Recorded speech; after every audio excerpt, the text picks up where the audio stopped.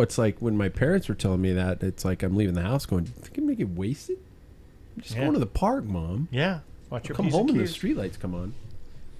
Pints and quarts, huh? Yeah, maybe Wow. she saw into the future. Yeah. The person that needs to watch this Yes. pints and quarts. Yeah. Oh shit. Yeah. Oh shit. Well, here we sit waiting for Yep. Sam. So Like nothing's changed. Kind of like, let's do the game that I play with my grandson, but differently. Okay. So with my grandson, I'd say, guess my fart right before I farted, and he had to make the sound. But we'll do that with Sam when he comes through. We get to guess what he's going to say or what he's going to do. Not guess his fart. 'Cause I'm I gonna don't think say it's a fart. I'm gonna stick with hey. Hey. Hey. Yeah. And he takes one big step forward Yeah. and stops. Hey. Yeah. Exactly. That's my guess. Anybody else got a guess? Just a gasp. Oh, that's a good one. yeah, That's a good one. Yeah. Paul. Yeah. I would have You're gone gonna go with the hey. hey. Oh, okay. Okay, I think he's gonna sigh. Oh, Okay. it's a tough It's day been at one work. of those, Alright. been one of Tough those day at days. work. Yeah. Yeah. A lot of saddle adjustments. Yeah. Yep. If he doesn't show up shortly, we're gonna start without him. Forgot his gas X. His queefs are out of control. Jeez. Boy, the 500th episode started off with a Yeah. Should I be allowed to freely swear on the 500th and then change my behavior next week, or should I just start to learn now? Why don't you just naturally be Pat? Yeah. So don't Well, that's a lot of force the swears. F-bombs. Oh. Just let them naturally flow out. I don't know if. I don't know. I also think if someone's like, you need to watch your language, Yeah. like maybe grow up. Yeah. Okay. Maybe Be an adult. I would say, what the fuck are you talking about? Yeah. You know, Yeah. so. I'll be sure and let your mother know that because she was the one who told me I needed to Says cut her, back on though. the Yeah. F-bombs. Yeah, that's true. She's and my pretty bad. mother. And your mother. Did your mother still say it, or did she just stop listening? No, I think mostly my dad just listens now. I don't know if, Really? if my mom's. Well, then we can. It's too many F bombs for her. Oh, Yeah. really? Just Yeah. too much. Yeah, couldn't do it. I try. I really do try. Sometimes I just get excited and they just. I'm sure some of the topics like aren't. tonight. Well, we started off kind of Oh. in the green room saying things. Yeah. What Oh. Q stand for, and that's Yeah, that's true. Once again, yeah, grow up. yeah. Deal with It it. has an explicit rating. Let's earn it.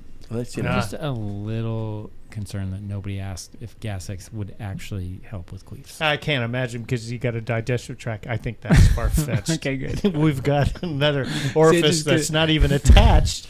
That do I need to go any further? No, Okay. clearly didn't. I'm here. Oh, none of us none of picked us. that Yeah. one. I almost went with that just Shit. because it would have been different. What was the other choice? And he Fuck you, didn't Pat? stop and go. No. Yeah. Yeah, you didn't even stop and pause. Yeah. Yeah. No, the We guessed what your entry was going to be. Oh. So, yeah. Kind of like a guess my fart game. yeah. Yeah. Like I No. do with my grandson. Do you now? Is this you're farting around your grandson? Yeah, so, So when I he's see gotta, when I like- feel one coming, I'll go to my grandson, say his name, Yeah. and Yeah, and good then call. I should call my fart, guess it, and he'll try and go, or, and then I let it out, and then he has to guess. That's a cool grandpa. Maybe just dump some water out someday. Wow, kid, you got it. That was spot on. And then he leaves.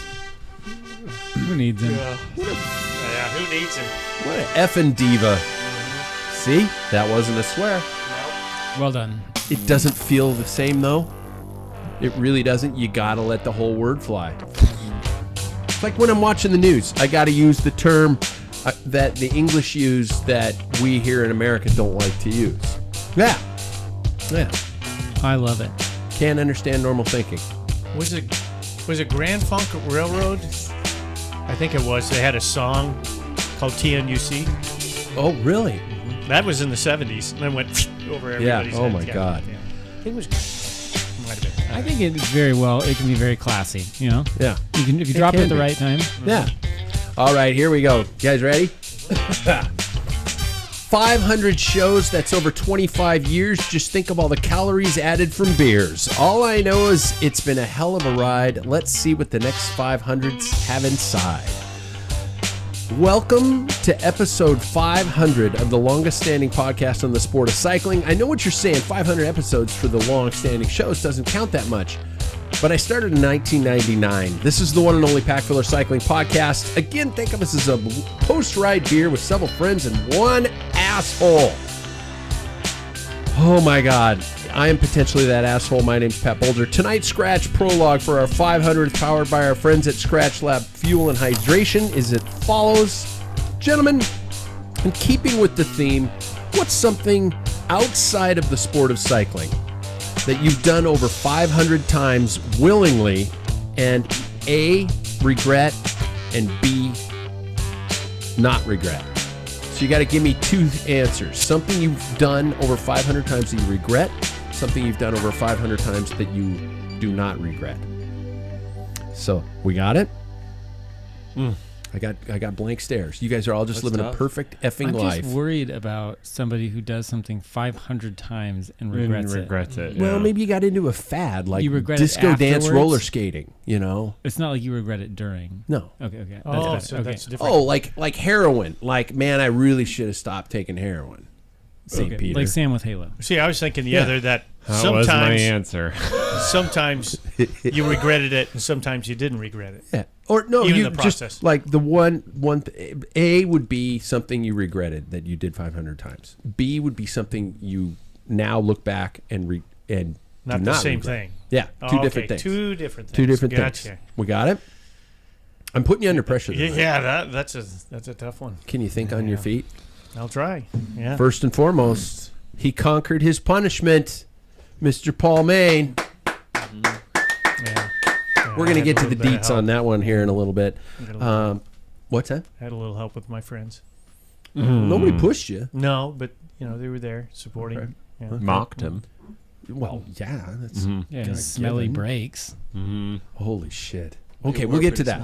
Paul, what's something you regret and something you do not regret that you have done for 500? Okay, couple hundred times. A couple hundred Once. times. And it's not cycling related. Cannot be cycling related. I would say there was a period where, for sure, over 500 times, I used to chew tobacco like crazy. Oh, boy. Oh, really? Yeah, Copenhagen. Started when I was 12, quit when I was 23 because Started when you it were cost whoa. 12. 12. It's Yeah. Farm Boy. Come on. Yeah, and baseball. I thought I knew everything about you. You have yet to surprise me. Yeah. Wow. Wow. Stick around. I got more. Play more. Yeah, and then I quit when I was 23 because it was $2.75 Holy for shit. a can of chew. And how often were you It's going through $10. that? How often were you going through that? I was going through a can in the heavy times, a can every other day. Oh, Jesus Yeah. Christ. And he's still with us today. Wow. No gum disease or anything. It No. stopped early. Wow. It's not a good habit, Yeah, but I liked it. there we go. So you regret that one. Yeah, I mean, it was unnecessary. What's something you don't regret? Probably on that same token, and I don't regret it. I just don't do it anymore, though, because it's not healthy, and that's cigar smoking. Oh, I yeah. love cigars. I do too. They're Yeah. good. But everything smells afterwards. I wake up the next morning and my hand still smells like the cigar, and I'm like, oh, bleh. That was a bad idea. But there we go. Second off, dude brought a change of clothes to a bike ride, Mr. Sam Waples. And it was a good decision, wasn't it? I had to ride home. I'm Yeah. a cyclist. I ride home from my rides. Nope. Not in this ride, no. Plus, I didn't even, I'll defend myself in this one case. I broke the, 2 weeks off a bike because I was going to go to this. So it was like a minimal, what is the, minimal amount of riding? Oh, Drive there, okay. ride there, back. Wow. Yeah. Okay. So. Sam, what's something you regret and something you don't regret? David took it from me. It is the amount of Halo that You I regret played. that? Oh, it was such a waste of my life. I wasted 6 months. Think how many hours that is. It's well over 500 hours. 6 months. 6 months of my time. So if I were playing video games for 24 hours straight for 6 months, that's how much Halo time I racked. Wow. What's your what's that other dumb little game you play? That's not dumb. What's that time on that one? Is that your other Oh, one? I'm probably at 5 days on that one. What's the dumb Maybe. one? What is it? Helldivers? No. The one where you go around. Oh, RuneScape. RuneScape. Well, that might be kind of high. I love video games. Yeah, that one is one of those, like, during COVID times, got back into it and was playing that, like, while I'd be doing something on the side. So I'm not really, like, sitting and playing video games. It's like, what? Did you guys ever play that game where you'd, like, have to click a button every once? Or, like, it was started out with, like, every 10 seconds, every minute. And it, like, the more consistently that you pressed it, it grew longer and longer. So it would be like, you'd have to press this button in 6 months. You guys never played that game? Isn't that? I never even heard of it. I think that was an episode of Lost. Is basically that's my life. Yeah, so I regret that. That was a bad decision. I don't regret the amount of times I've eaten tofu. Oh, really? Probably close to 500 times. I've eaten a lot of tofu in my life. I've probably had gotta tofu be more than 5 500. times. It's got to be more than 500. There's no way. Yeah. Pad And Thai, it's- or do you just put it in Anything. I like tofu. I mean, okay, I have had bad tofu at times, but like if it's seasoned well, like we had tofu in our salad last night, it was delicious. It's crispy, it's got flavor to it. It's just little flavor nuggets. It's just you got to cook it in something with the flavor because it Yes. has no flavor. Yeah, It's nope, just it is whatever not. It's you just a cook it in. sponge, Kinda like literally. chicken. Yeah, like chicken. Yeah. Chicken has flavor. Pretty minimal. Now a boiled chicken breast, I will give you that. Tastes like death. Yeah. Yeah, it's just like why bother? Okay, I'll give you that. haggis. Third, he wore a beauty retro kit along with a baseball player-sized chain to the ride. Mr. David Waples. Thank you. That's actually just my normal chain. Is it really? I just wear it. It looked like Do you pull it out when you climb so it goes? yeah. No, I actually won't unzip because it's so annoying. When you climb, it's just like that. Yeah, that's how the pros look, bro. Well, go me. Yeah. I'm a pro. Put a cross on it so you could kiss it right before time golf start. Oh my And God! then tuck it in. Yeah. I'd put a little picture of Danielle in it. There you go. There you go. Little Just locket. Yeah, a little locket. Yeah. Yeah. Do you think she'd like that? I No. think so. Really? No, I think I think she she'd would. be like, Jesus, just stop it. She might. Okay. Either one. She'd be like, he's so adorable. David, regret and not regret. I think I for a couple of years skateboarded a lot, and I regret a lot of that because it never ended well. I was not good. A lot of skin lost, a lot of crashes, and it just was the bad use of my time. And then I thought, like 10 years later, I was like, oh, I'm gonna go to the skate park. Bought a skateboard in my college days. Went to the skate park, wrecked myself on the first time I tried to drop into a bowl again because I'd lost it all. So that was a total waste of time. Okay. Yeah. What do you not regret? The fact that I've stuck with skiing. I've definitely skied way more than 500 times in my life, and Yeah. I love it. So, Downhill? downhill. Okay. Yeah. And when I say skiing, you guys know I mean Snowboard. snowboarding. I didn't know you. Did I know that? Yeah, we talk about He's because snow- remember he's how I big always into talk it. about how snowboarding is not really a workout, and you get Whoa. offended because you're like, "Oh, skiing skiing is a workout." Do I Snowboarding, sound like that? Yeah. Whoa, I don't sound like that. Yeah, especially I don't know. lately Do because you you're ever so get like it? you sound like nasally. that. Like, oh, with ski racing, it's like There it is. Yeah. So every That's year how we you have sound. this. Yeah. We've had this conversation, and I'm like, "Well, snowboarding, to be fair, is not as hard. Wow. Yeah, skiing is way hard." Okay, Yeah. I'll give you that. Yeah. Okay. Next, and I say this as a compliment. He took it easy on the descent, Mr. Jackson Bulger. Yeah.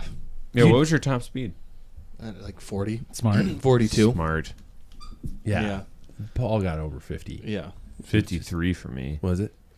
Jesus Christ. You know that road ends I at got a highway I have a new. that is perpendicular to the road you're Oh, on. I know. I have a new butthole because my mother-in-law saw that ride. Oh, God, she does not like for me to go over 40 miles an hour, and if I do, I hear about it. It's like I almost deleted the ride. Jackson Bulger. What do you what do you regret and what do you not regret? I don't know, my high school beard. Wasn't very good. Both regret and no regret. Well, I guess it led to what we have today. Right. But I don't. I think it was only the bottom. Yeah. It was never the mustache. I couldn't grow a mustache. Wow, look at that thing. Just I know. purr up Now there. look at It it. does. Yeah. Ah. It's a cop mustache. Yeah. And I mean that in a good way. I appreciate Also, that. Yeah. So now I can grow a beard if I, sleep. Yeah. Yeah. It's pretty Yeah. easy now. Sorry about that. No, it's good. I got to that point. I know a lot of people that are like, I can barely even grow one little whisker on my chin, so it's nice to be able to do that. We bulgers, we can flex and grow stubble. Mm-hmm. It's like, it just grows an inch. Yeah. Oh, yeah? Well, Yeah, Jackson, seriously. what do you not regret? Not regret's a good one.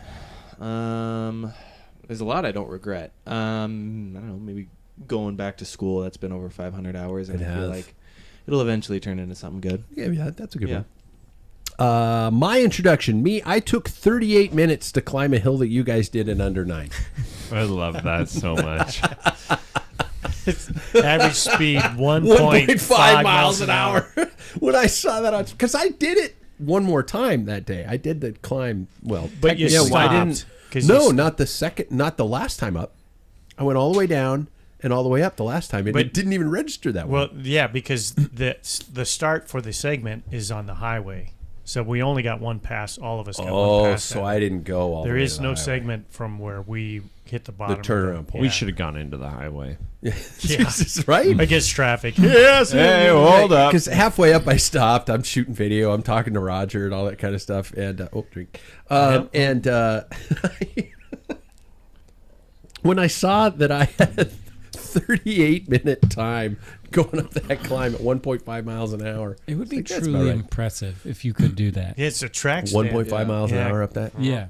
Yeah, yeah, 38 minutes. That'd be brutal. exactly. That'd be Going harder than that just slow. climbing. I know. Yeah. Well, I did have. You're going to have to give me technically 3 because I have regretted in my life impulsively starting projects based on stupid ideas. Mm-hmm.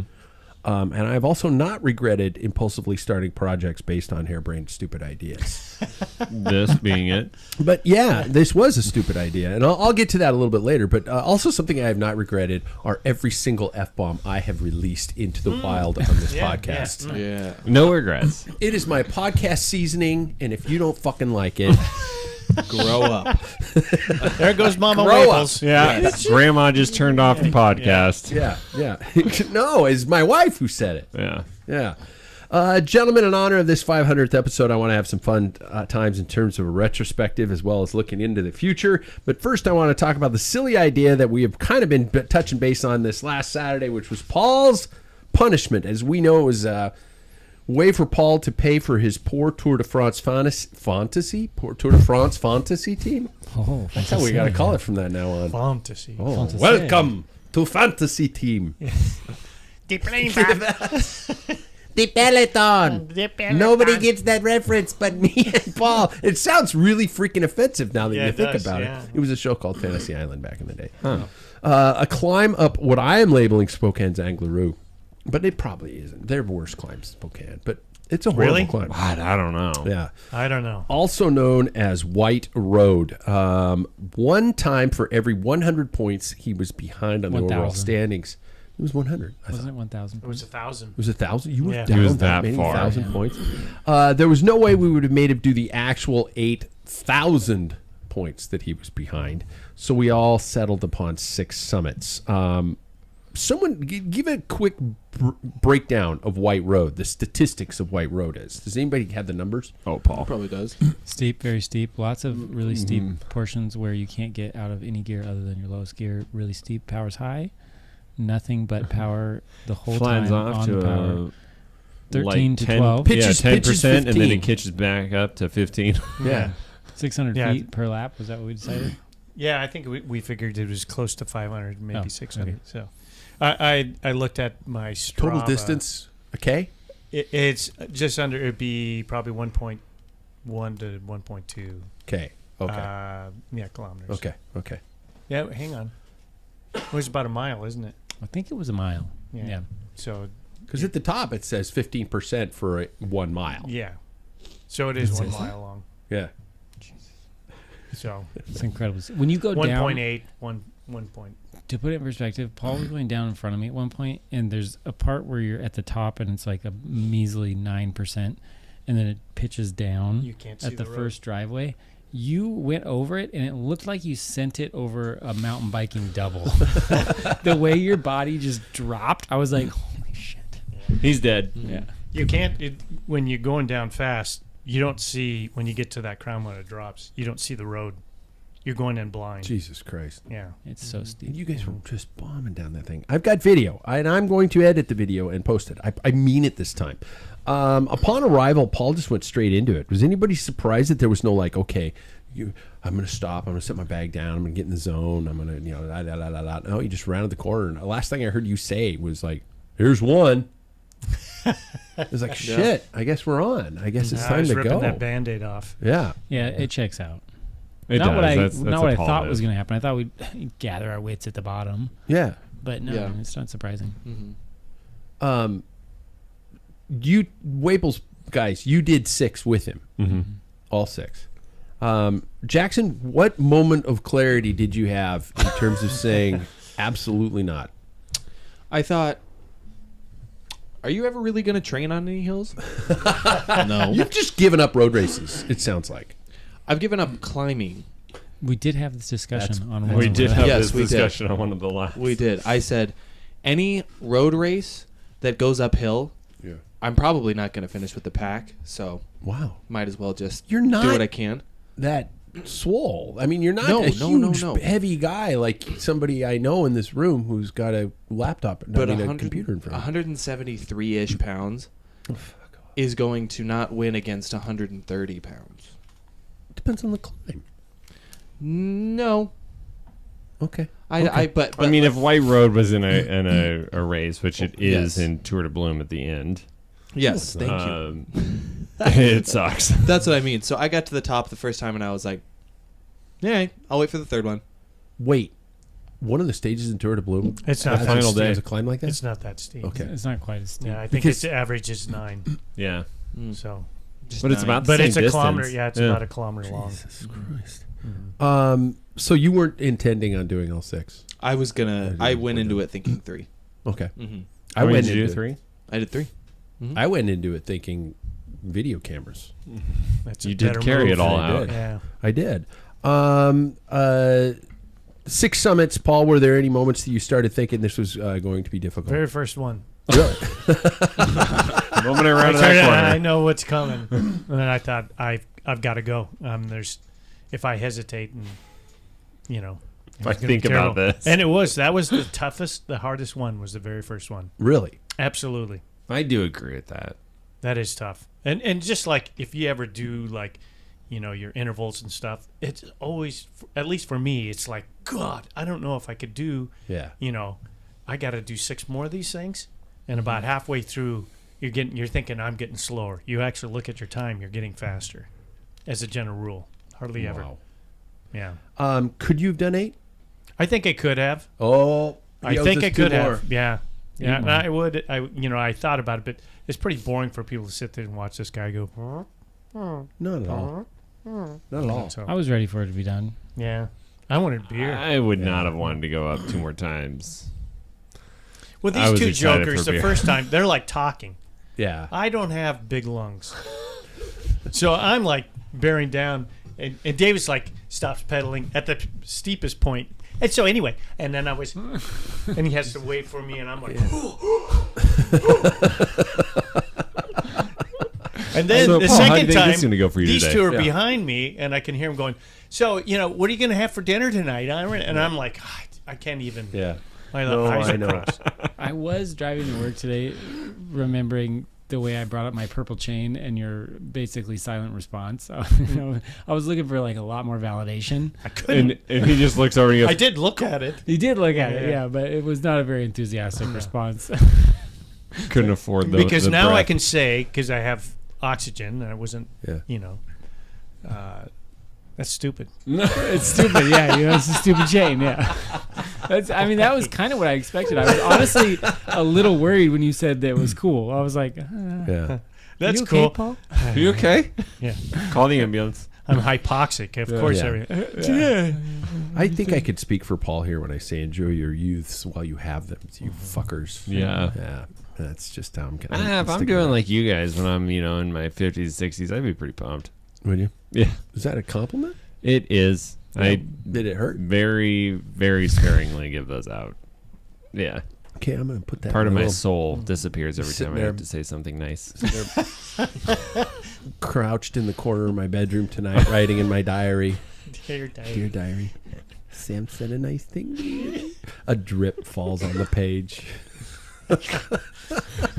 Tear smear. Yeah, exactly. Oh my god. Overall thoughts on the punishment? Did it fit the crime, Yes. so to speak? Yeah. Yeah. We thought it was a viable punishment. Yep. Also, it was a great way to end too. Like Yeah. that was really fun. Then we all went out afterwards to celebrate. Yeah. Yeah. That was cool. Okay, Great punishment. The punishments over the years have been, Paul, you kind of end up with a lot of these in your lap. 2. Well, the trainer one, the indoor trainer one. Everybody look back on that episode in the archives, and then this one. And The I Mount had last year. Spokane was one. Mount was- Spokane one was one, yeah, but For we me? didn't go up twice. That was you. Uh-huh. So Wow. you have 3. Yeah. Yeah, Yeah. Yeah. yeah. Forgot about Mount Spokane. Yeah. Yeah. Roger just threw his phone across the room. Yeah. it is. No, I don't Drink. want to talk about it. Yeah, exactly. But Yeah. Thanks, Roger, for cutting that one off short. Yeah. Whoops. exactly. yeah. Yeah, exactly. So we shouldn't up the game. We shouldn't do anything like Jackson, for example, is doing for his fantasy. No football thing. way. Could you mention? I will would you leave the be willing to podcast. mention that to the? Yeah. So to the two people with the worst records in the league that don't make the playoffs at the end of the season, they have to go to our Spokane Comedy Club and do like a 5-minute set or something like. I think it's 3 minutes. I think it's 3 That minutes. is my worst nightmare, Yeah. and I will be there. And we voted on it. do know you're talking to a microphone right now. It's my worst nightmare. Is it the people? People. I don't want to try to make people laugh. Oh, I don't know. wow. Ugh. Just stand there. It'll work. I was gonna say, just do Like, your, look at me. I'm goofy. just come on stage, just go hi, like you do with your greeting. Yeah, I You know, don't do right? Any media left. So I would have a question though. So we actually voted between two. It was either you do like a realistic proposal to the winner of the league, or like you do. Yeah, I think that's what it was. Or it was the Spokane Comedy Club thing. Realistic Realistic proposal. What do you proposal, mean? like So like you marriage? go, marriage proposal. So you go into like a public place and you give a proposal to whoever it is that won the league. Oh my God. And somebody said, "I only want one proposal," Oh, and so yeah. they voted for the other one. Oh man, that's way more cringy. If like it was in front of, no, if it was in front of a whole, proposal's the proposal is way worse. No. I think no, so. In front 100%, of you're right. Fuck no. in Because front of a whole bunch of people, because then they're just gonna be like no, and then it's just like super. I would just like run. I don't know. That would be. I couldn't do that. Oh, I think I would way rather do the proposal than have to do a set. How about a proposal at a Spokane Chiefs game on the ice? Yes. I honestly That would be terrible. say I have to propose to like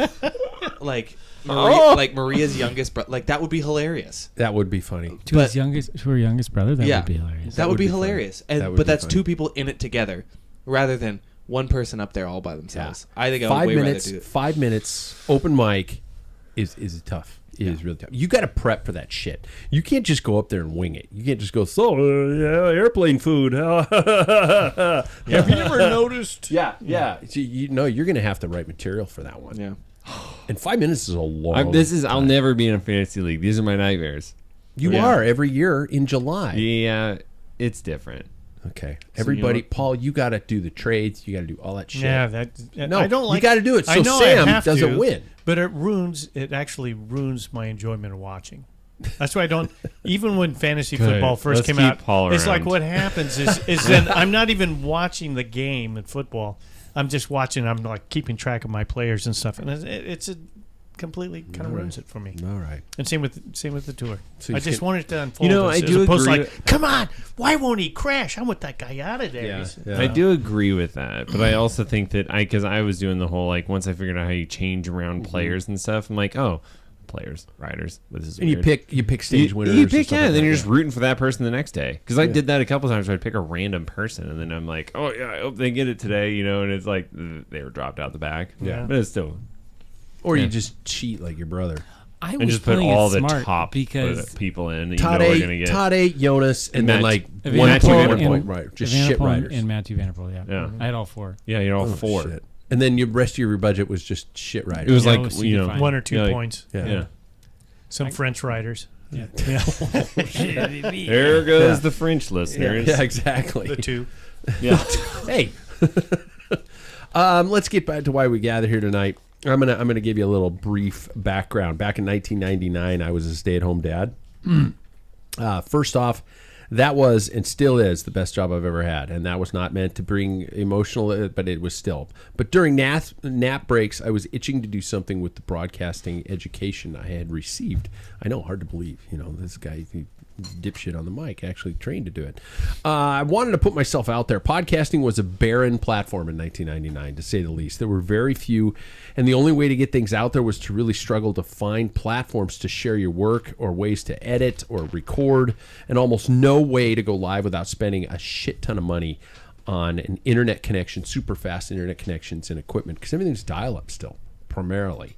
But thanks to my wife's approval, we got a Comcast high-speed internet connection to the house, and she let me buy a Gateway 2000 computer. I'm sure Paul's the only one who knows what the hell. I know, remember that. Okay, and set it up in our kitchen. I spent a lot of time searching affordable ways to create an online radio station and ways in which to share that station, and I found this platform called Winamp, WINAMP. That was basically like create your own radio station before the internet cracks down on us and we have to pay for all this music that you're playing at from your house over the internet. But it also allowed you to go live. And so many of my first podcast episodes were just me saying to nobody, I'm going to go live at 10 a.m. on Tuesday, or something like that, and I would do that, and I would see the listener count, and it would be like, oh my God, there are 5 listeners. There are people actually listening to me talk right now, and I had no script, I had nothing prepared, and I would just kind of ramble about Bobby Julich winning the next Tour de France or something like that, and that was under the banner of a website I created called Spoke Radio, as in Broken Spoke Productions, Spoke Radio, and many after that. I am really glad those episodes don't exist. There is a rule in podcasting that is, do not publish your first episode because it will suck. And bummer. It sucked. It was terrible. And I remember being nervous sitting in my kitchen talking into a little plastic microphone. But anyway, fast forward. Mark Hodgson was my co-host. Hundreds of interviews with people who likely thought the show was bigger than it was. I got a ton. If you go through the archives, I got a shit ton of interviews with a lot of really cool people. I think it was because at the time podcasting wasn't that big of a thing. So I said, I'm a host of a podcast and radio show called blah, blah, blah. I'd love to set up an interview with you. And 99% of them would say yes. That's before they realized every Tom, Dick, and dumbfuck has a podcast going on, and they're recording it through those lav mics that are supposed to clip to their shirt, but they're holding it super close to their face, and they're talking, hey guys, and they're doing that kind of thing, So things came a long way. Obviously, some of the biggest things were not improvising a 1-hour podcast. The studio was a huge change, and I'm going to be cheesy. You guys were a huge change. Having people in here and doing this with people. Mark was a great guy to be with for a long time. So here we are. If I had chosen pop culture or even true crime, I'd likely be in a different place, and I'd probably have bourbon instead of beer. On tap. Yeah, but bourbon on tap. Oh shit! How did he die again? Yeah. Three barrels just tapped. But I chose bikes because I know them and I love them. And so let's reflect a little bit, you guys. We've all been through different journeys, but each has involved a shit ton of saddle time. So as this show has been going on for basically 26 years, I want to ask you guys some 26-year reflections. For Jackson, it's going to be the entire lifespan. His entire lifespan. Mm-hmm. The show started basically the year he was born. I just have some kind of story starters, and I want to reflect on the last years. So, gentlemen, tell me, what was your best moment on the bike that you can recall in the last 26 years? You don't have to answer, but if you want to answer, trigger in, because I got a bunch of categories. Best moment on the bike. Anybody got one? I do. The moment that I always think about, that like just time and time again comes back, because there's been so many good memories, is actually when my dad took all of us through STP. For that was like eighth my grade God. graduation. So like when in eighth grade That was in summer, the last 25 years? yeah. So Oh, eighth son of a grade bitch. to I don't want to play anymore. I don't want to play. Yeah, your junior Olympic career was out of that time range. Oh my God. But so like that summer, he would take us to like we would ride a bunch, training for it, and then we would go and ride the STP with him. It was just a cool opportunity because like our dad was so busy at the time that you know that was like time that we got one-on-one with our dad. I think we all loved it, I would say. Mm-hmm. Well, one time we were up at Priest Lake at a friend's family cabin, and it was pissing rain. It wasn't in the beginning. It just looked kind of gray. My dad and I are like, all right, let's go out and we'll do a quick little training ride. I think we did 20 to 40 miles somewhere in there.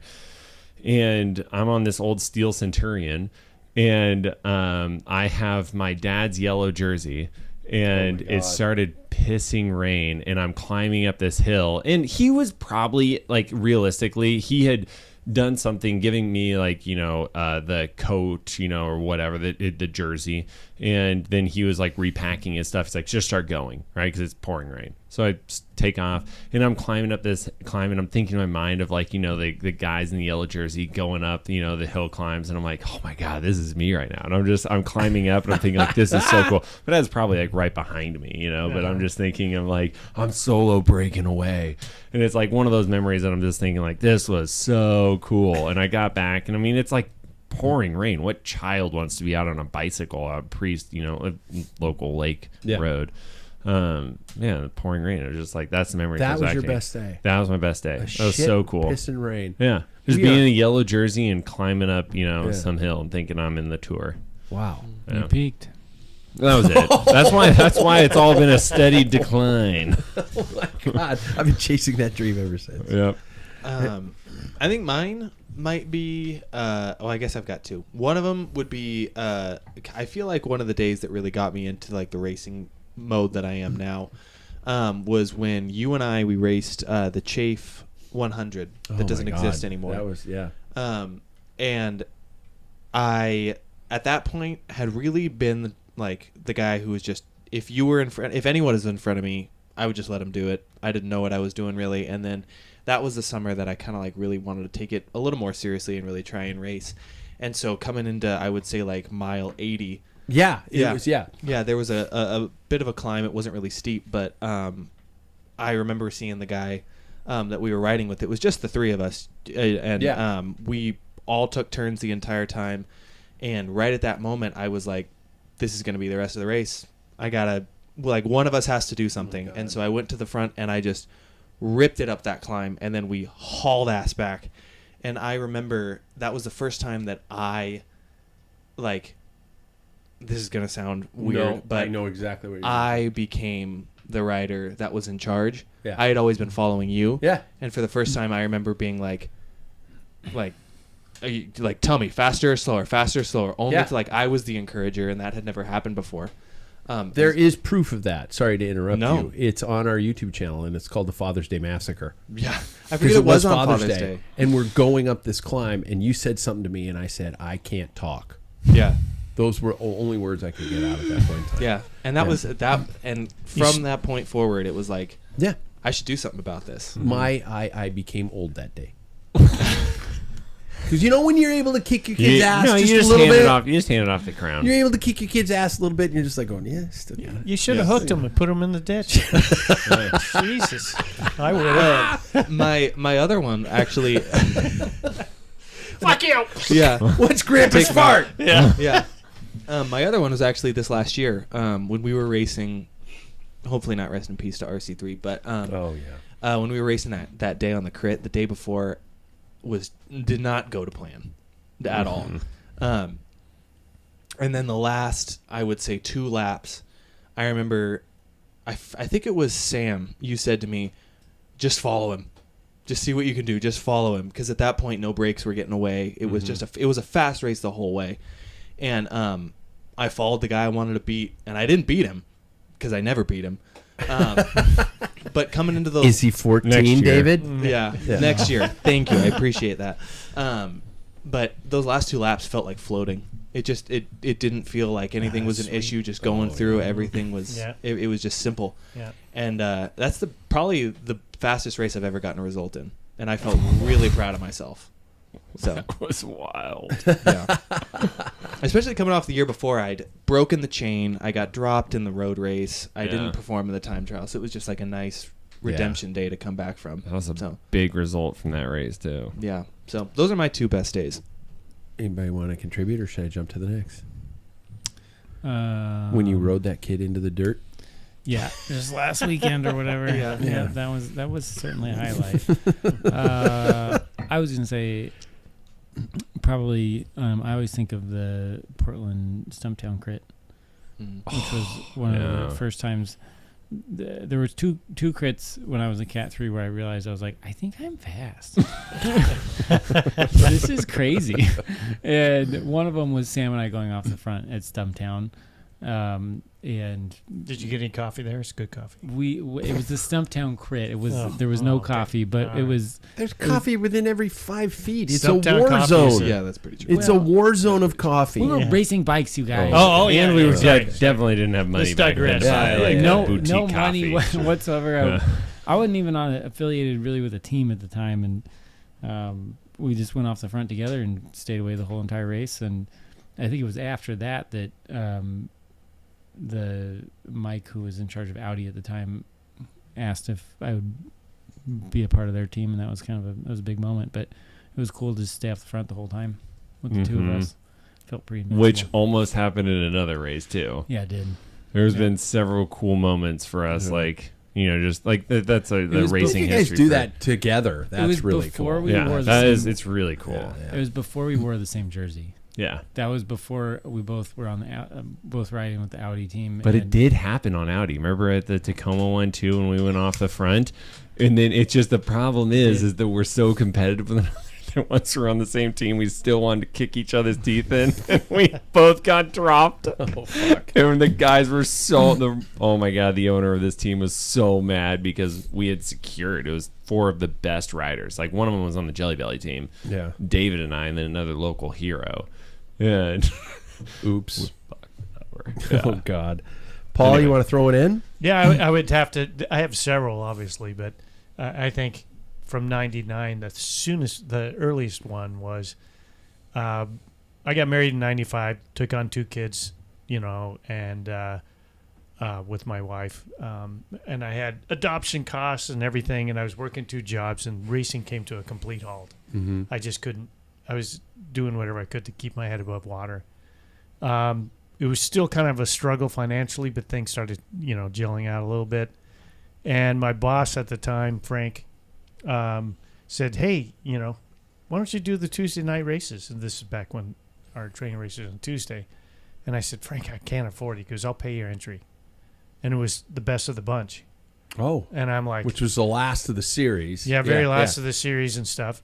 So I said, okay. So I went out there, and I'm riding. I hardly know it had been changed since from '95 was the last time I actually raced, and I think it was 2002 at that point. So I hadn't raced for a long time. I don't know who's racing or anything. And the next thing you know, we're coming into the last kilometer. I'm like, God, I'm still here. What the heck? And this one team started leading out, and the guy leading out set up, and it just kind of it fanned out. Yeah, There was a gap, and there was about 600 meters to go, and I just shot the gap and went boom, as hard as I could. And I'm thinking they're going to be coming by. Next thing I know, I won from a lot. It caught everybody off surprise, out of surprise. Yeah. And I thought, oh my God, I forgot how good this feels. That type of thing. Yeah. I was just like, I was in heaven. I can't believe it. I mean, in my first race back, but to my advantage, it's like, who the heck is this old piece of shit? No. So yeah, they didn't know who I was, but not that I'm anything. But Yeah. How old were you at that time? I think it was 39. Yeah. Mm-hmm. So Wow. I was waiting for you to And I hope that I'm winning. Do you have to those kill races your at dinner 39? every day Yeah. in order to roast it on a spit in Yeah. your log cabin? How about the biggest trend you fell for in the last 25 years? This is almost a regret, not regret. Biggest trend you fell for? Maybe the gravel thing. I really got into it for like a year. You were like super thick into gravel. Yeah. You were big time. And then I kind of You just saw some realized. Ted King stuff. And you were Yeah. like, that guy rocks. And then I kind of just realized it's not really worth it for me. Really? Too long on the bike. Yeah. Mhm. It's not. My I did deal. a triathlon. I did. It's dumb. Wow. I did. That is And I've dumb. told you that story, right? I know. Yeah, the grape smuggler shorts. That's stupid. I Hopping thought on this- about running for a while. Yeah. Don't like it. I did a hood to coast run, Mm-hmm. which was, I don't mind running per se. I just hate starting running. Yeah. Because like the first couple weeks were like, this is dumb. Still. Hurts. Yeah. I don't think I was into that many trends, but I do remember getting the Geraint Thomas like Oakleys. Oh, And, yeah. you know, You went white? White. The jackets? The Yeah. Yeah. Oh, wow. Yep, I had those, and like I don't regret it because Geraint Thomas is my hero. Yeah. But Oh, that's good. it was definitely a trend. I don't know if it was trendy, but I did a duathlon. Yeah. Hell's Gate. We all did Yeah. it. We all Yeah. did that. Mhm. Yeah. And the CP went like, he locked into that one. Yeah. He was like, I won my serious age about it. group. You did? It was all on the bike. Yeah. It was not on the first run. I think what was it, like 3 miles? Bike for 12 and 3 miles. Yeah. Yeah. So out and Yeah. back. And I remember coming back on the run, and I'm like, where? Everybody's out. There's just a few bikes hanging up on the rack. And then it was just like pole position on the bike. I was just passing everybody. And when I came back, there's like about 5 bikes on the rack. And next thing I know, I'm like running, and these, excuse me, mister. This like 6-year-old kids passing me. It was like, That was my yeah, it triathlon. like, yeah, The kids asked I me can't when run. they get to swim yeah. because I was side stroking in the pool. And that wasn't that wasn't Take the berry, that put it in the wasn't- that basket. wasn't Take how the I berry, was Put swimming. it in the basket. I was actually stroking out. No, it was. I had to resort to that. 'cause Wow. I was so shitty in the pool. And Michelle was counting my laps. You're like in the floating pool. on your back for a break. Michelle was counting my laps, and she said the little kids were next, and they said, "When's he going to be finished?" Shut up. But I caught a shit ton of people on the bike. Well, after Yeah. you splooged your Yeah, shorts. my water broke. Yeah, Yeah. I was in Pearl Izumi Tri shorts. grape smuggler shorts. Yeah, and then I hopped because they had a chamois on just on your taint, basically. think It's just that would be a a good taint idea. chamois, and I hopped on the saddle with a wet saddle with a wet chamois, and it just went. Goosh. It just looked like my water broke We'll when I hopped on the never saddle. do a I triathlon. got on Seattle cyclocross style and just went. Goosh. And everybody laughed. Or My threw up. expense. Yeah, probably a little both. It's a little both. Biggest fan crush you've had on the sport in the past 25 years? Peter's gone. David, yeah. I want it to be known that David's not the only Peter Sagan fan here. You are not. He is not. Yes. You probably beat him to Peter Sagan. But I don't know about that. But he was the guy that got me into road cycling. Yes. 100%. Not his father. I don't know who his father is. No, me. Oh, Your father. No, obviously there was that influence, but the No, guy it that got wasn't. me into road racing. You know, if that would have been the case, I'd be a golfer because my dad loves golf. That's fair. Fucking hate golf. Tom Boonen, right? Yeah. Big Boonen. Tom. Yeah. I did like Brad Wiggins. Yeah, and then Geraint Thomas, always. It's hard for me to pick a rider from the last 25 years because Yeah. my biggest crushes were on riders way before that. Yeah, same. Yeah. Edwig Van Hooydonk. Oh, there we go. Yeah, it can But be he was older. before. He was Oh, well yeah. retired after Oh, that. yeah. I would have to say Tom Bonin was Right? like mine. Yeah. He, Classics, yeah. legend. yeah. Trying to think of another class. For some reason, I thought Fabian Cancellara, but Yeah, I thought of there's him something too. about his personality doesn't really click. Well, Bonus Yeah. is Belgian. Yeah. Oh, that helps. That helps. Yeah. Best technological advancement in your personal opinion in the last 25 years? With bikes or Yes, cycling. Anything cycling related. It could be streaming technology where we're able to watch the races. That just popped into my head. That's huge. Because we used to have to wait for John Tesh to, compose a soundtrack for it, and then that would There's come been out. a lot of stuff.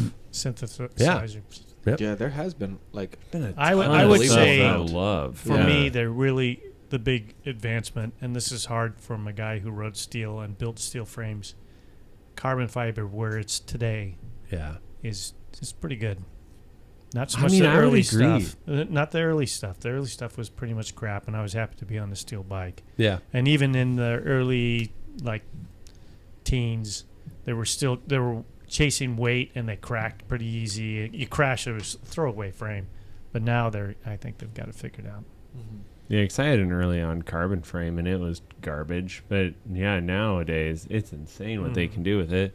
I'd say it would have to be something in the tech world but not too crazy out there. I mean, disc brakes, I am a fan, but I would take carbon over disc brakes. Mm-hmm. I would rather have just like a carbon bike like your bike versus like having a steel bike with disc brakes, See, I'm sitting here, I'm starting to spiral. I'm like, okay, the apps, Strava. Indoor trainers. Even indoor trainers, yeah. I think honestly, I was gonna say electronic shifting, but I think the trainer, the way they are nowadays, is just unbelievable. Cycling computers, yeah, like the GPS, they can route you through. GPS has been in the last 25 years. In the realm of carbon, wheels. Yeah, so much faster, more aerodynamic, lighter, stiffer. Yeah. So, but it's because we have carbon fiber. You couldn't do that with aluminum. This can be kind of a combined question. The worst day on the bike and or the dumbest thing you've ever attempted. And you can't include last Saturday. I will go first. Mine was that bike packing trip. It was the dumbest thing I've attempted. And I did not feel good on that day. I was in a horrible, horrible place on that day. That's amazing. I came home. I was coming home. It was 90-some degrees. It was at least 90-some degrees. I got a rear flat, and I said, fuck it. I'm riding it just because I couldn't get off the bike to stop. I got home. I walked into my pool, and I moaned. I audibly moaned. I'm sitting there at the dinner table. How long did you ride the flat? 5 miles, 6 miles. But I audibly was sitting after getting out of the pool at my dinner table going, My wife's like, holy shit, you're dying. Like, maybe. Bikes are heavy with all that gear on it. It's really stupid. And it sucks. Yeah. I'm sorry to all of you bike packers out there that are going to at me here shortly. And I understand. I would try it again, but with a credit card. Mm-hmm. And I don't want to I think that if you were to just chalk it up to you were going slow, because you definitely were pushing the limits of you wanted to pedal hard. Yeah. Right? If you were just I'm going to go 8 miles an hour all damn day. No. That's my point. So any bike packer is going to be well, you just got to enjoy the scenery, man, and all that. I'm like, not for me. Yeah. Because I'm with you. I've seen that tree for 45 seconds now. Fuck that tree. I know. There's another F. Sorry. Yeah, but because I've done that too, and I would agree. I'm not a fan. Okay. But I don't know. I think my answer would be the grind was probably my worst day on a bike. I've never been that uncomfortable. The Afraid of Fondo a couple of years ago was not as bad as this. Really? I was in a weird state after that. Okay. I was mad after Afraid, and I was cramping and all that. But I was that's what tall Chris said. You look terrible. I was white in the face. But I think the dumbest idea was riding across the state. That was stupid. That was pretty dumb. That's what I was gonna say. My experience in Big Sky this year was similar to your grind experience, where it was there was actually fear at some point in the ride that you were gonna die. Well, to be fair, I was in grizzly country at 10,000 feet where there were no roads. And it was one circuit. You had to get out. And there was no way out, and the only way to get there was on a razor. Mm-hmm. You were on a friggin' closed loop that was 10 miles long in Riverside State Park. So yeah, who has to be the crazier one here, right? To continue to do the same thing over and over and over again. Off, yeah. You're mixing insanity with delirium. Thank you. Yeah, I'm insane. No, you were delirious. Both. I think you were punch drunk, man. Yeah, I was. I can guess Jackson's worst day on the bike. It's probably when we crashed in our crit. That sucks. sucks. I was going to say the BWR. I was going to say BWR. No, because that was I achieved something that I never thought I would have achieved. That is true. On minimal training. My longest ride was 60 miles. Yeah. For that whole thing. No, it was probably the day I crashed, because that was That was hard. That was the worst crash I've ever had. That sucked. Well, that takes when some your of the when your helmet questions down the road, smoked but- the concrete. Yeah, I remember hitting my head and then sitting there in the fetal position because I was like, I just don't want to make sure that nobody else runs over me, and I want to protect everything else. Which is this thing you're supposed to do. Yeah. And one of our local riders, Russ, who's like is he a firefighter or an EMT? He's a firefighter. Firefighter. He came up and I was like, I didn't even move. I was still in that same position. I said, I hit my head, and he went, what? And I said, I hit my head. Oh shit! I hit my head. Yeah. I'm processing this. shit. I hit Yeah. my head. Yeah. Oh my God. Yeah. Paul, worst day? I've had tons of bad days, tons. Too many. But I would to say count. the first one that came was the crash with just this year when I fell on my back. Oh God. Yeah. Yeah. There was times when I told my wife when I came back from rides, I'm like, I don't know. I didn't have any. I couldn't recover. I couldn't breathe. I thought, is this it? Is it because I'm old? Even weeks afterwards, I'm thinking this should go away. Mm-hmm. And I thought I was done. I've never felt so low from, an injury. And I've crashed way worse, Yeah. but whatever it did to my back, it stopped me, froze me. And I think age has a lot to do with it just on the recovery. But then it was just like one ride. It just blew out the carb, and it was just like, I'm back. I mean, I almost felt like I think I got to quit. I think I have. Really? That was the first time in my cycling career where I'm thinking, this is so painful. So I just couldn't push it. So I'm Was sure it that was when we mental. all rode together out to Cheney and then Oh, we yeah. ditched you guys?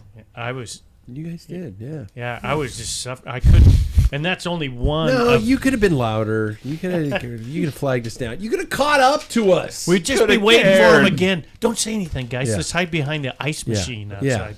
No, we saw you. We Yeah. were waving. Yeah. Yeah, I was soaking wet because of Sam. True. Water straight over him. Oh. He goes- You want any water? No, I'm good. I'll make this decision for you. Yeah. See, you're dicks. Yeah. You're both- Well, yeah. One asshole. Yeah, there we go. David, you got one, or did we do you? Yeah. He did it. His was Who- big second. And if you're willing to name them, who would you consider to have been your biggest rival over the past 25 years? David Holden. That's it. I've named him. Yeah. He knows. He's got knows. to know. Yeah. Guy's a sprint beast. I think I'm kind of his only one, too. Yeah. Yeah. Yeah, I've had a couple over I the think years. it's Sam. Yeah, I do too. Yeah, I know. I was don't going to think say, there's I any. think. Yeah. Yeah. Well, that's how we found ourselves in so many breakaways, and that's why, like, when we were on Audi together, it just didn't work out because, like, you guys, you're on the same team now. I'm like, yeah, I still want to kill him. That doesn't change anything. Shit. Just because we're wearing the same jersey. So yeah, it's probably my brother. Okay. Fuck that guy. Paul, you got it right? Yeah, I would say it would be myself. Yeah. Okay. That's my biggest rival. There's always that, pushing that. It'd be easy. Just shut it down. Yeah. And that's always the toughest thing. It's not really somebody else. It's for me in a race. It's so easy to quit. Yeah. And you have those opportunities. So, even the incident that I mentioned earlier was like I wasn't going to give up, but I think I'm done. God. And just to wait and push through that. You do know that So- if you would have said that, I'd have been standing outside your house like Lloyd Dobler from Say Anything with a boombox above my head, playing "In Your Eyes" by Peter Gabriel. No, I'm losing the rest of the audience on this one, but I would have brought you back because there's no way I could have done that without you. It was Yeah. that was a defeating moment. Yeah. My biggest rivals, you guys took mine. I have two of them. The voice in my head, Uh-huh. fucking give up, And all of us. and Sam. Oh, yes. Oh, yes. There were a couple times when you first started, kind of came back into the club where I was like, I could fucking beat this guy, but then you're way too much younger than me, and I have no chance. Yeah. Yeah. But we still talk shit to each other. Oh, absolutely. Gentlemen, if we were ever to record a 1000th episode, what would the topic be? How did I get so old? Yes. And has Pat rotted completely in the casket yet? This is when now Jackson's at the helm here. Is this Yeah. is what Well, we're I was talking going to about? ask that if somebody is if I were to retire today, who would take over? Jackson has to. Jackson would have to. Yeah. I think it might be the only answer. Yeah, it's Yeah. the only So answer. you would come in here and sit in this seat and do this stuff. It looks pretty, Yeah. it looks Yeah. pretty Weird. easy. It'd be a little Mm. weird. I can see him No. coming in. I'm redecorating the whole place. Get rid of this stupid rim brake bar. This is called DI2. The disc brake disco. Yeah. Yeah, there it is. There it is. Yeah, we'd have to carry the torch. Yeah. Okay. Good. That makes me happy. Yeah. 1,000th episode. I figured. Yeah. If it takes another 25 years, Yeah, I won't that's a be long- around. Well, Yeah, you will. I won't. Oh, I'll make sure of it. No. 85, 87. Genes. No, around. no. Based off your 25. genes. I'm 62. Yeah, Oh. based off your Yeah. genes, you got longer than that. Yeah. Okay. We might make. Yeah, if I 1,500 remember. episodes. Yeah. Yeah. He's just wandering around. We just Grab need the him. physical Paul here. Yeah. Don't give him the combination to get outside the door. He's a wanderer. Okay, my last two questions is and these are more philosophical. What is it about sitting in a basement studio once a week that keeps you idiots coming back? I live here. I just have to go downstairs. You guys leave. I hear you go get in your various cars and bikes and stuff like that. And many times I think, why do they keep doing this? What keeps you coming back? Besides your beer. Well, is that it? If you took away the beer, you Yeah. might have an answer. Yeah. Okay. We can see. We can check. It's a little That's not social true. experiment. No. I think it's good community. Jackson Yeah. has to because he's related. Yeah. No, I think that I agree with what David said. I think there's a community, and we have come to a point in our lives where I don't know if there would be anything else we would do on a Tuesday night. Yeah. I mean, we've been in each other's weddings. We've been, well, really only mine. And I would change that if I didn't order the suits too late. I said that the other day about why. Oh, yeah. I mean, you had said if just you would have met done David. Yeah. Well, Yes. you would have kicked Sam out and put David in. Yes. It would have been a better choice. but- Yes. Yeah. Yes.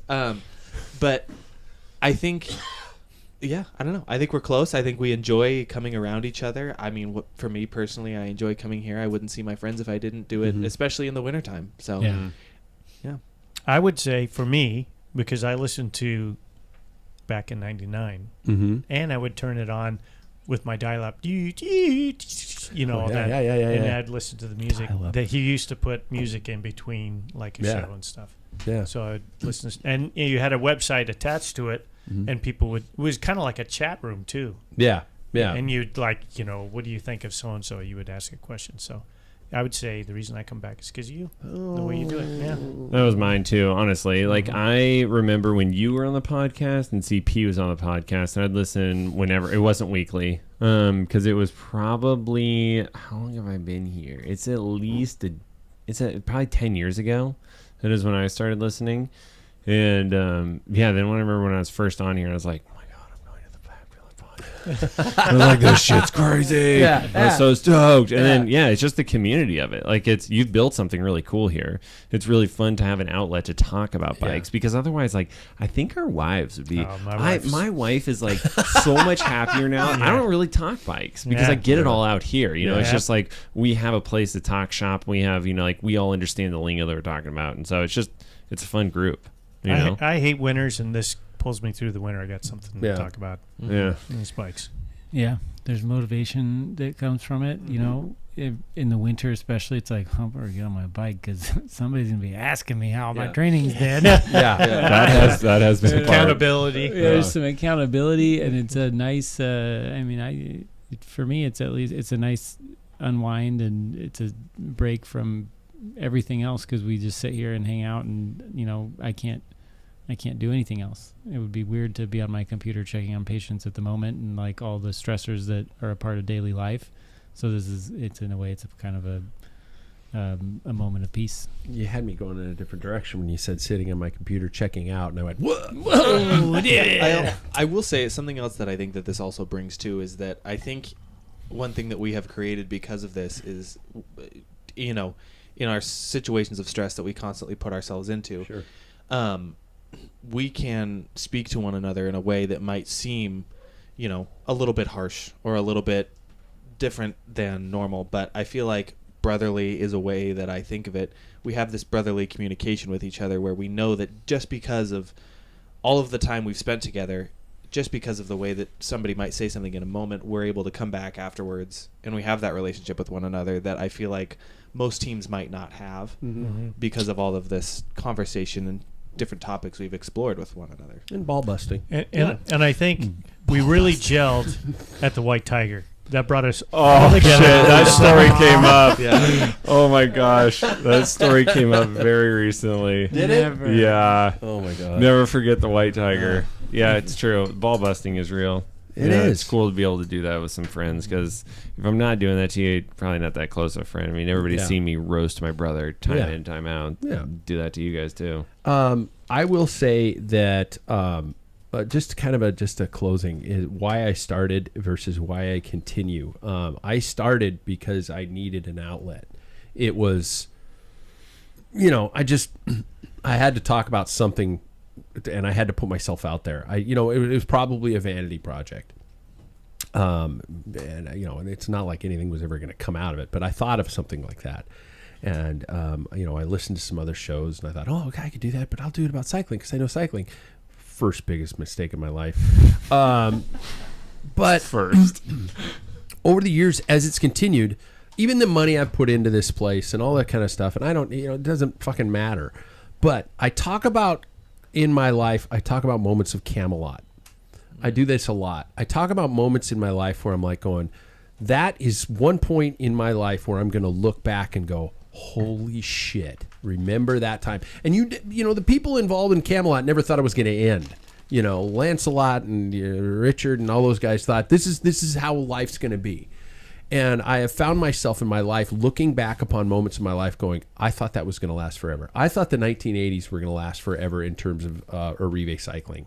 I thought, all these wonderful things were going to happen. I thought there was a time when Michelle and I had some really close relatives that we hung out at their house all the time. I thought that was going to last forever.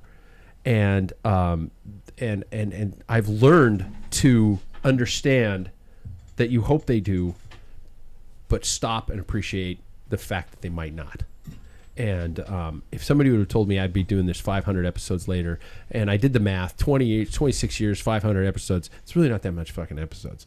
But we really back-ended it, We did. Yeah, but I consider this, for me personally, might not be the listener, but I consider this a Camelot moment in my life. When I am on my rocking chair, reminiscing of the moments of my life, this time period will be one of my highlight reels. And I don't mean to, hyperbole that, but it will be. I've had so much fun doing this, and it's not true crime.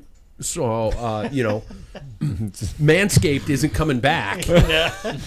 But that's okay, because we all got our little shavers. Yeah, exactly. Balls are clean and Pubes are clean. I used mine today. and Scratch Labs and Untapped Maple, comment and thumb up every time we post a show. So I mean that's the thing. And then the people like the people we meet on this weekend, or just random people who come up to me and I had a guy come up to me in Trader Joe's, say, Packfiller, are you Pat? And I'm like, oh fuck no, don't make eye contact. We're in a grocery store. You know the rule if you've listened. But it's a lot of fucking fun. And David doesn't have any beer. Jackson doesn't either. But here's to however many more. Yeah. It doesn't have to be 500, but just even one. Segments time. We ready? Oh, there's Paul did the. Come on, mouse. There we go. It needs to be charged. I did charge it. That's why it's been That's charging. what he was all just the time. doing, yeah. Yeah, really nice fucking design, Apple. By Put the the way. charger on the bottom. Yeah. The charging plug's in the bottom, so you can't use it while you're charging it. Anyway, sidetrack. Tonight's segments, thanks to you, of course, the listener. Patreon is up on the homepage, and many of you guys, if you don't know about it, it's up there. And the C-Bikes kit is up for anybody on our Patreon page. I have some people that I know I got to still send them out to. Please remind me. There's that. Paul, you ready to go first? Sure. Changing Times with Mr. Paul Main, and this one's entitled Enjoying the Grind. And I hope I didn't. I always end up stealing some of your topics. No, I, I think we kind of I touched on it a little bit, and it, when I was riding up on the punishment type of thing, and it was like I said, the very first one was the most painful, because there's always like, how's this going to turn out? How am I, not that I was What do I going to want on die my or headstone? anything. Oh, yeah. okay. Yeah, I didn't think I was going to die, but I just don't want, anyway, I just didn't want to fail. And so part of that is that sometimes enjoying the grind, the thing is, it's like, as soon as you get the first one done, whether it's an interval, like I mentioned before, and there's many times where we talked about, even today we touched on it, about our biggest rivalry is ourselves. And I think every race, even as confident as some people come in, there's always that doubt. Have I done everything? Am I totally prepared? I mean, you think you got it done. And sometimes it's the monotony of going up and down that hill 6 times, made me started thinking, mentally it just kind of clicks to the point where you can accomplish that, and it's just another something to look back on if you can climb that. And I'm not saying that white road is very difficult, but it's difficult for me because that's not my style riding whatsoever. 18% gradient, just but also with my injury, like I mentioned before too, where I'm just thinking, I've never felt so. It was just like the most defeated I've ever felt, and it's just grinding it out, and just enjoying the moment. Like you will power through this, and you can use that in any aspect of your life, not to be so existential, but you sent that pushing a stone up a hill. Yeah, Sisyphus. Yeah. And that's sometimes with even a sport like this. I've been doing it for 40 years and racing. Sometimes you do have that question, why am I doing this? And you push through that. You enjoy the grind, and you look back and you're thinking, I'm glad I did it, and never quitting. And that's basically what it is. It's just sometimes you work through your weaknesses, and because you're going to have more, especially on the bike, you're going to have more lows than highs. So a stupid sport. Yeah, but it makes the highs that much better. Yeah. So that's what it's all about. Enjoy the grind. I like that. David, did you accept the challenge I threw in your direction just before we go? Love it. Okay. Because we're going to your brother anyway.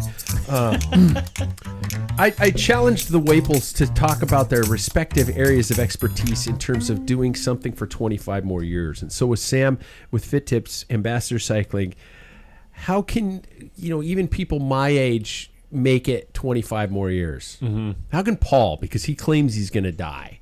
Yeah. Honestly, I would say that getting in and getting a fit is the biggest, because like that threshold just lowers for like the tolerance that you can put up with. Like when you're in your 20s, you can have your seat like an inch too high, multiple inches too high, and you may get off and you're like, my back kind of hurts, but it's like, it's okay. But then as you get older, that tolerance gets less and less. Hold it.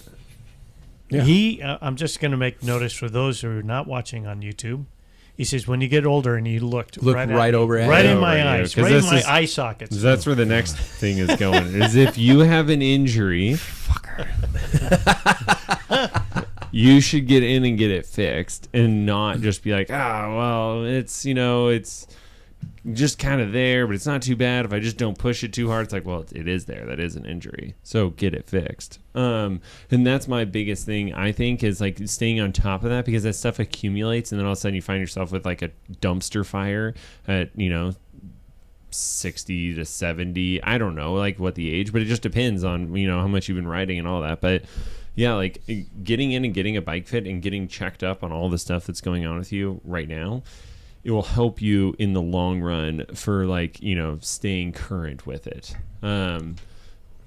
But that's probably my biggest tip, is just generally staying on top of that stuff, because it's just like servicing your car. if you don't do the typical oil changes, Yeah. it all falls apart. Yeah. You know, it's like just stay on top of it and slowly work on these things. You really need to work on your mobility as you get older. You know, like some people, like you have insane hamstring length, you know, but that's not your problem. You know, it's right between the eyes. Wow. So yeah, it just depends. Like, but get on top of it and don't just like, oh, that's next year's problem. You know, yeah. But there's always next year. There Always is always next next year. year. Do not forget that. Yeah. 40 years I've been saying that. Yep. Oh, Jesus. All right, David, you got kind of the same question posed to you. Now, you can't say, like, eat more fiber or something like that. Well, flaxseed is a part of it. Oh, great. It's good for you. 1 tablespoon a day. 1 tablespoon a day is all you need. It'll keep your bowels regular and your cholesterol low. My bowels are fine. It helps with all the itises and osises. Oh, It's not going to hurt. okay. There's that. So I'm assuming that, this is directed at, as you're aging. I did it. I looked right at Paul, Yeah, just again. like Sam. Yep. Oh, Damn it. Damn it. Bitches. Well, I hate Jackson's these never people. aging. Look at this friggin' No. guy over Yeah, here. It's really. timeless. Yeah. But I'm assuming, how do you, you've had a nice 25-year career. How do you have another 25-year? Yeah. That's what we're going for here. And, I jokingly tell people the secret to longevity all the time at work, mostly just to get them interested. And Cocaine? Cocaine. Yeah. It's all in the quality of the cocaine that you get. Thank you. So, Knew it. Drugs. Just joking. Am I really? How do I stay so perky? Yeah. well, it could Such be a that. And I've had a bubbly sinus personality. infection. Holy shit. Yeah, 1 yeah. plus 1 equals Wow. Equals cokehead. cocaine. Yeah. Sorry. Anyway. So, there's a lot of ways to go with this, but the biggest thing I think that I want to emphasize to athletes that are aging is the emphasis on, recovery. And I think mobility ties into this. You will not recover the way that you recovered when you were 20. And doing everything possible to maintain your recovery as you age is vital. So that might be things like making sure you get enough sleep, making sure that you cut back on, you can't drink like a 20-year-old frat boy anymore, unfortunately. Yep, that one's out the window. Sorry, guys. Giving yourself the grace that, you do need to still ride, but 300, 400-mile weeks, that's just not going to happen. You need to do your workouts and recover afterwards. From my side of the things as a primary care doctor, one thing I tell a lot of people when they're like, well, why would I get my flu vaccine? I'm 60 years old. I'm healthy. I've never really been that sick. And I tell them, the older you get, the less you can afford to be on your back for 5 days.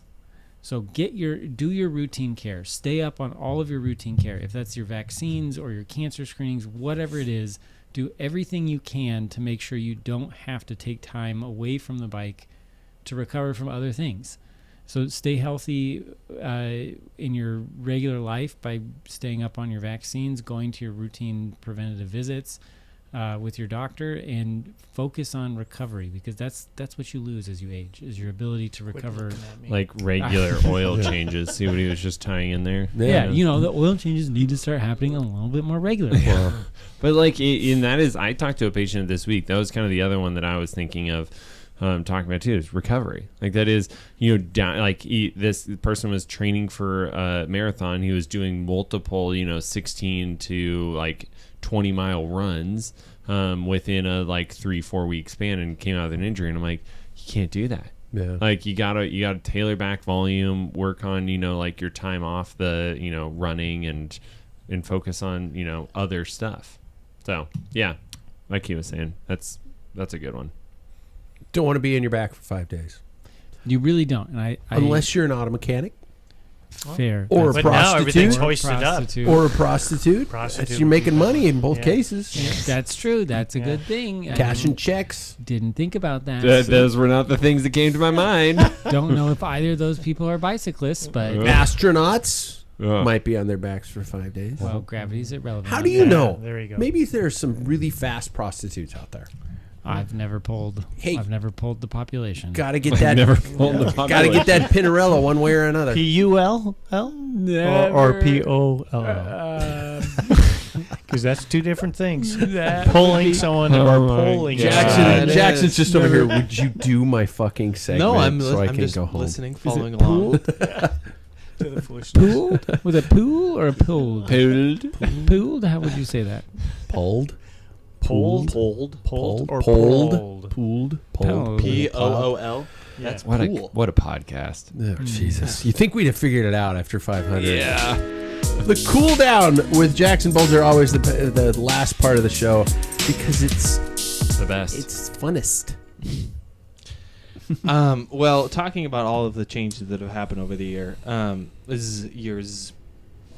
So originally, when I started out, I was riding in jerseys that weren't my own, and a bike that was vastly different from what I ride today. And when I did it back then, I did it for, I don't really know why. When I was playing soccer, I just kind of did it. Sometimes we would go on family rides, or I was told, pressured by my coach to do something outside of soccer. Mind you, I was a high school student. Mhm. When do you have time? You don't. And then all of a sudden, when I was in college, this one summer, it just clicked. I just found something on YouTube, and all of a sudden, I was in. I don't know what it was, but something on my obsessions just clicked, and then I think I found people and that were into it, and then it all just kind of came to what it is today. And then I was able to race, and I really enjoyed it. I found that I was good at it. I liked the multiple sides of it. And over the years now, what has changed for me is that there's a community aspect to it. I love the competition, and I find that now the tactical battle is more even rather than I feel like I can just muscle away from everybody, and I like that game. And so that's what keeps me going in the sport, at least in the racing side of it. But what got you into it, and what has changed to keep you in it over the years? Oh boy. So Sam? Yeah, I think that what got me into it was, what got me into it was when I went over to Western. It was Not like back when that. yeah. Those days with no, your because dad or like, something? he did, but that It was was just kind a of part just of a, life. like, yeah, that was just like, hey, you're gonna do this, and I did like it, but it was so recreational. Like, I definitely was not a cyclist until I went over to Western. You weren't racing. I was not racing, and I was riding like 5 times in a summer, So then when I went over there, rowing was not a varsity sport, and I was like, well, if it's not a varsity sport, then I'm going to try some club sport. If I'm just going to try club sport, I'll look into cycling. So I just got into cycling, and yeah, so it was just the community, and then it was like, whoa, cool, racing, and that was really fun to push the body.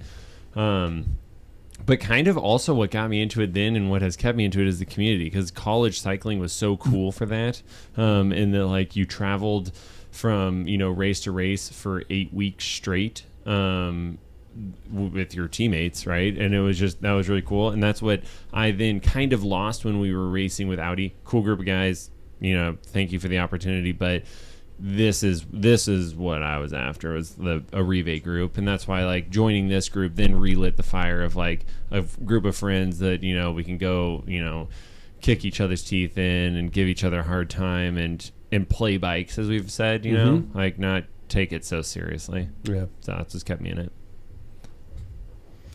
Paul? I think for me, when I was a little kid, I did everything on the bike. From the time I had training wheels, it took like an hour, and I wanted them off, and I never stopped. And I always wanted racing a bike, and this is like 67, 66, when I'm... And 1967. yeah, Yes. Exactly. Not when he was. And so 67. I remember no one had an answer. We lived in Spokane at the time. It's like, who races? They do over in Europe, that type of thing. And I would like Montgomery Wards. This was before internet, Anyway, I would get these catalogs, and I'm like, anything with drop bars. I don't know what it was. It just Really? I naturally gravitated to it. But we moved out to Reardon, and I still rode my bike. My dad you know, when we'd be driving along, he'd reach over and grab my legs, and he'd call me Steely Legs, because if I had to take out the garbage, even if it's 500 feet, I'd pick up the garbage, grab my bike, and I'd ride.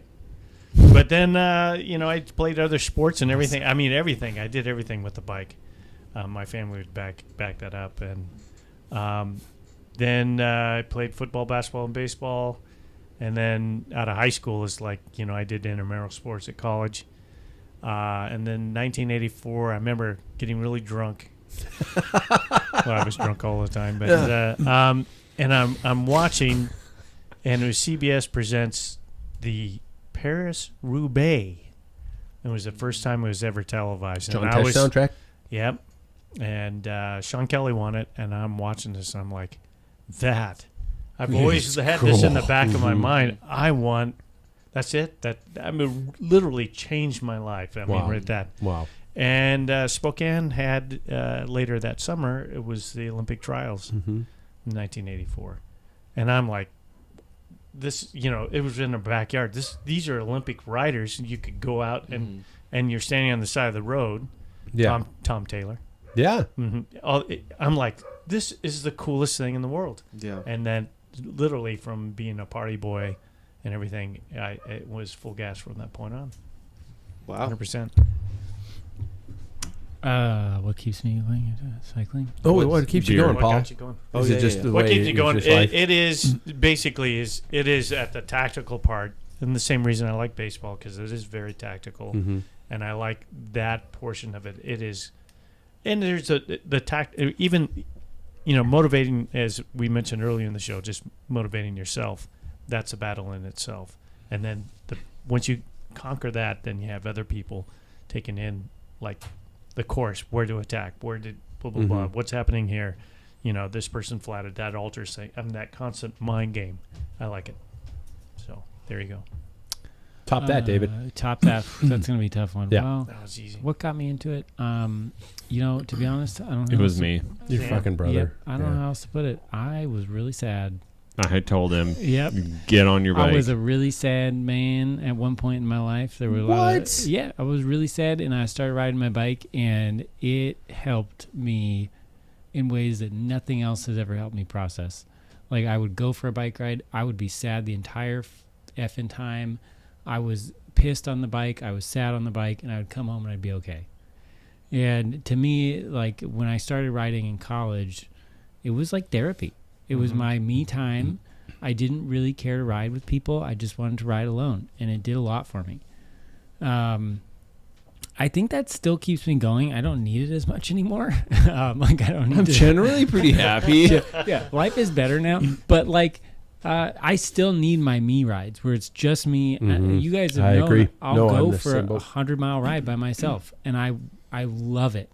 Yeah. I mean, I love the rides with people too, but I love that time to just, you can feel and do whatever you want on a bike, and honestly, for the most part, it usually just comes out as power. So it's a good thing, and it's a good place to, like, feel sad and, like, process things. And I think for me, that's usually that's what got me. We rode bikes as children with my dad, like Sam was mentioning, the STP. But what really got me to start riding regularly was because of how it made me feel afterwards and the way it helped me process things. And I think that's what still keeps me going. What the hell is that buzz? Did my dogs just turn on a compressor somewhere in the house? Sounds like it, yeah. Is it outside? I don't know. Or is it on our audio? Is your Nespresso going? Might be the heater behind you. Oh. Might be the heater behind Jackson. I think it is, Yeah. Okay. Good. All It's just right. like, okay, we're all gonna die. This It's will a be bomb! Yeah, we 500, we're all, out. 500, and we all asphyxiated. Yeah. Okay. Holy shit. How am I supposed to top all you guys? So I there will you say go. that there's, if for those of you who are looking through the camera occasionally, when Sam's on camera, there's a picture above his head that my uncle gave me from the local newspaper, Spokesman Review, and it is my entire family on the front porch of our house, and I'm the little kid in front, and the bike I am holding in my hand. We all have our bikes. It was supposed to be like a story about using a bicycle for transportation and for recreation. And that picture, I am holding my bike, and it was I don't know who it was made by, but it was a Wildfire, and you can see the number plate on it, and it says Wildfire. And I used to sing the Michael Martin Murphey song Wildfire whenever I wrote it, kind of a thing. Again, Paul's the only one who nodded. But that being able to leave even my house and go away, and that freedom was what got me into that. Now, did I start bike racing at a young age? Not until I was older. Same situation as Jackson. I had a ski coach who told my parents that I was fat. The only way I could get faster was to do something in the summer, and so I started. I started racing. I started riding my bike, and my parents got me a bike, and I started riding it. And at one point, my father looked at me and he says, "You got to pick a sport, buddy, because you're doing cycling and you're doing ski racing, and they were both the most expensive sports in the world." He says, "I can't afford both."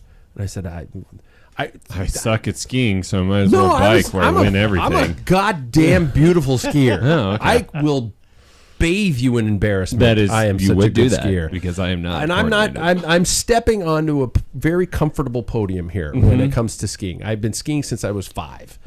I know how to ski, and cycling. I won my first race I ever entered. And and things like that. Now, have I been struggling to find any kind of joy or glory in it ever since? Since you've joined the team, Sam? No. Yeah, exactly. So there's that, and it just became who I am, and that's why I think I still keep doing it. It is an integral part of me.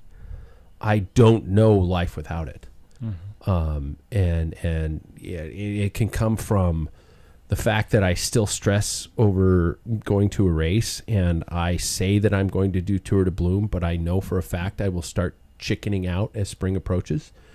But I've got to beat that demon.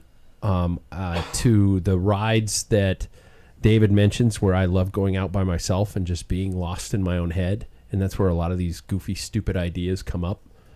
I don't know anything different. You will take my handlebars away from pry them from my cold, dead fingers, because that's all I know. Yeah. Nice. There you go. Okay. Beautiful. I loved all that. Wait, did you answer that? Yeah. Jackson went first. Oh, yeah. Yeah. Yep. Yeah. That's Apparently somebody wasn't listening. it. Yeah. No, we just all had very long stories. Yeah. Yeah, we did. That was great. That was a Loaded great, question. yeah. I'm about to start doing the David here. Ooh. Oh. The swivel. Little dance. wobbly. Yeah. I'm already doing it. The I'm potty just swivel. Trying to keep it cool over here. Yeah. And because Don't of that, mind me. because of the inevitable potty swivel that we all need to go, I do want to thank a couple people who've been along the ride, all 500, not all 500, but as parts of the show, as co-hosts of this show. I want to thank Mark Hodgson. Mark was with me for a long time when I was trying to figure out how to do this all by myself. Mark was a triathlete. We kind of just stumbled through things. We did shows once a month. He would bring in a growler of beer, and we'd drink that and get a little toasty and talk on bikes. I want to say thanks to Roger Thompson. I've only one with beer left. Roger's been on the show several times. Roger's a good man. He came out to the race this weekend, the ride this weekend. He showed up even though he couldn't ride with us. Good man. And I can't get through this without mentioning Jack Broadhead, you guys. Jack's, he will be hearing this while driving, and he'll have to pull over and cry a little bit. Fucking legend. Yeah. Jack, we wish lived closer, but Jack has family that takes him away. If that pisser wasn't down here, David would have to pee at the bar. Yeah. Jack's responsible for that improvement. He's responsible for being a part of the show. He's responsible for the reason that I can say somebody once put their nuts on my bar. Oh, yes, he did. Yeah. So They were salty. Yeah, exactly. Right there, right in front of Sam. Yeah. He showed up. Jack showed up, and he saw that you were sitting at that mic, and he went, but that's my chair. Did he rub it on the mic as well? I'm not going to say anything. No, I bought you guys those mics. Remember that was after Jack. So those were different mics. So, gentlemen, again, thanks for playing along. This is CP. fun. I love it. CP's been kind of a ghost on the show. He always liked to sit at the end of the bar and I not say know. anything. That's when I started listening, though. Yeah, this is when why he we was- don't mention I know. CP's real name. Yeah, I know he is. The dude has a mock Facebook account. I've actually mentioned him to people. I'm like, who is CP? Yeah, Who would know him? yeah. No, you can't know who Yeah. CP An enigma. is. He's Yeah. mystery. He's an enigma. He is. Yeah. He is. Enigma of the podcast. Pay no attention to the man behind the curtain. Yeah. Okay, let's go for our final our final question, gentlemen. We already know the answer to one of them. Where will you be 25 years from now? I'll go first. 6 feet under. Worm food. Dirt nap. There we go. You got a long I'll be life ahead 87. of you. I'll be 87. Yeah, your mom's older than that. I know. She Your barely mom's has- older than that. She's got 2 brain Jackson, cells where are you going to left. be 25 years from now? Right. Probably chasing little guys. Yeah. Yeah. He's talking about on the bike. Or do you mean students? I'll leave that up to whoever. Yeah, Oh. whoever. Interpretation. Yeah. Okay. Probably. Sam? I hope to be here. Oh, there we Yeah. go. You Yeah. adorable little I think we fuck. all will be. Yeah. Good asshole. That was my last F-bomb of the show. David? I'm kind of with Jackson, hopefully supporting somebody else riding bikes There you go. who has my genes. Nice. I'm talking about my own children, Wow. not the ones he's talking about. Not denim. Well, I don't know if that's what he's talking about. We don't know. Whatever- We don't know. for That's interpretation. Whatever you want. Yeah. Yeah. Yeah. I think we were just going to have me cremated and put a new cover on the bar. I would Just do be my that. ashes. I'd make that happen. Yeah. Yeah, we'll we'll do do that. that. We'll do that. Sweet. Well, no, 25 Too bad I'll miss years it. from now. Well, no, we could be cremated together. How creepy is that? We'll He'll kind of be dead ingrain you 25 guys like into this. We'll just pour My the odds dust are a little over bit and heavier than another yours. layer of epoxy. I want over to that. change my answer. I'm really good at redirecting demented people. I hope I'm here redirecting you. Yeah, that's There we my- go. honestly. There we go. Yeah. Sweet. I'll be the guy just standing in the far corner. Yeah. Yeah. You know, just like We're gonna walk and we're gonna lock the doors. Yeah. You know. I might be in full Phil Liggett mode, Yeah. like just mispronouncing people's Yeah. names, calling Yeah. people by their father's name, Yeah. shit like that. But you still pay me. Yeah. There we go. Arrivee. Yeah. What team is this? Arrive. Arrive. Yeah. You guys, thank you very much. Everybody who's been with us you. since the dawn of this whole thing. God, I would love to know some people who've been with us for a long time. Drop us a note, drop us a review, and don't be afraid to talk to anybody but me at Trader Joe's. Just don't But talk me. to Pat. I said just but. don't talk to Pat. But Thank you.